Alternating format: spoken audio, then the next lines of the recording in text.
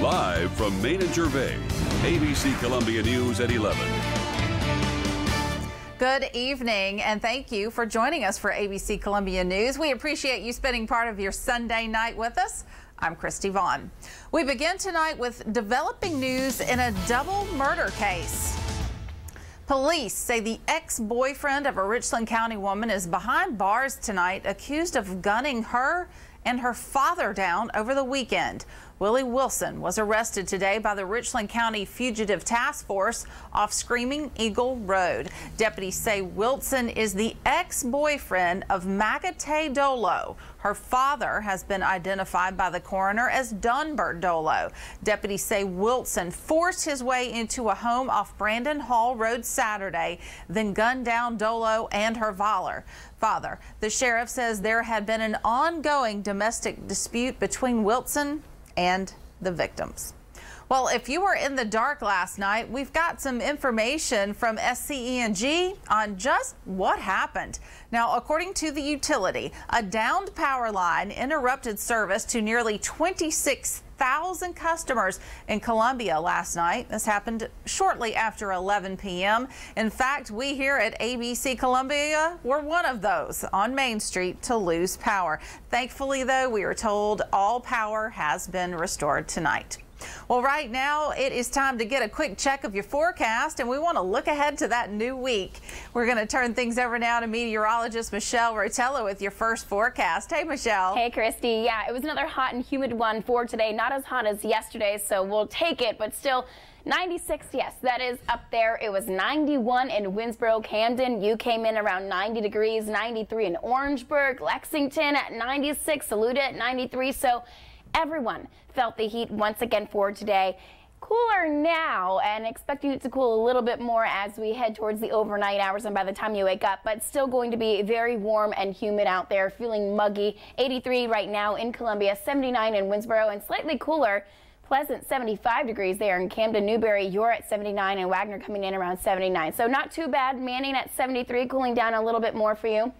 And starting to see some clouds push across the area. An isolated shower that's going to stay in the forecast throughout the overnight hours. Also going to stay with us throughout the afternoon for tomorrow. Can't rule out the possibility of that. And also temperatures should be a little bit on the cooler side. And I even have some 80s in the forecast. We'll be talking about that coming up here in just a few minutes. All right, thank you, Michelle.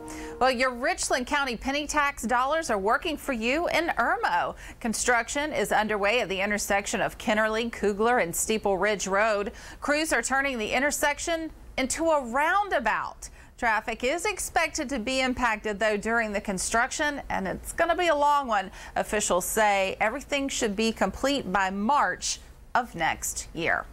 Well, Ridgeview High School came together today in a unique way to honor a former student's memory.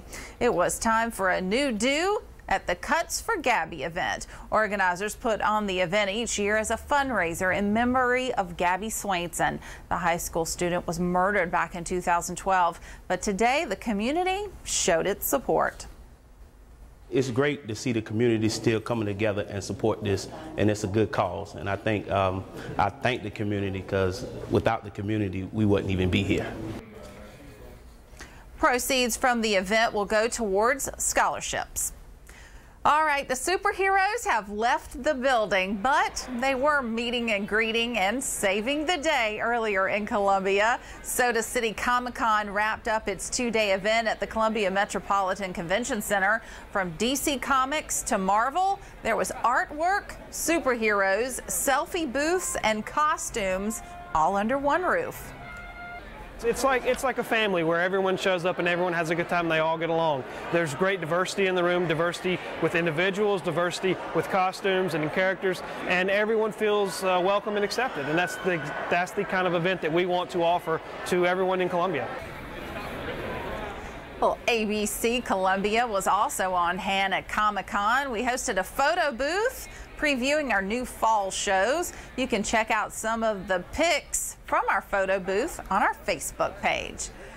From superheroes to real-life heroes, this weekend, organizers and volunteers with Children's Trust gathered for a night of glitz and glamour, but it was for an important cause. Children's Trust works for the prevention of child abuse, neglect and injury. Money raised from last night's event will go towards South Carolina's prevention programs.